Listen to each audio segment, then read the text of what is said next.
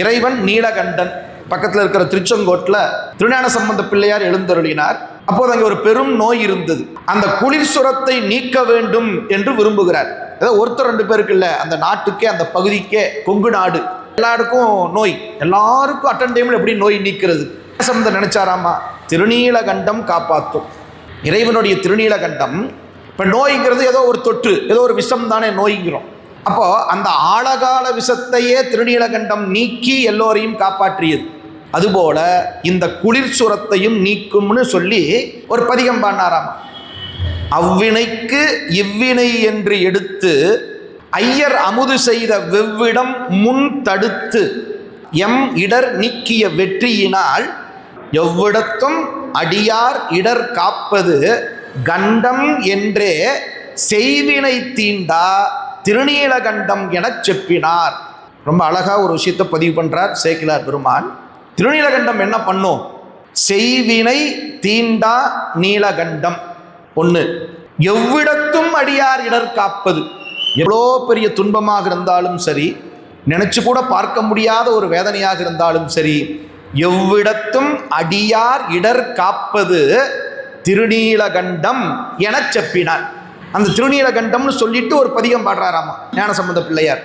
அவ்வினைக்கு இவ்வினையாம் என்று சொல்லும் அகுதறிவீர், உய்வினை நாடாதிருப்பது உந்தமக்கு ஊனமன்றே, கைவினை செய்து எம் பிரான் கடல் போற்றுதும் நாமடியோம், செய்வினை வந்து எம்மை தீண்டப்பெறா திருநீலகண்டம்.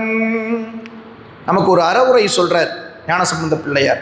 அப்பா, ஓரளவுக்கு, அதாவது இறைவனிக்கு கடவுள் உண்டுன்னு நம்புறவங்க வினை உண்டுன்னு நம்புவாங்க இல்லையா? நல்வினை தீவினை உண்டு அப்படின்னு நம்புவாங்க.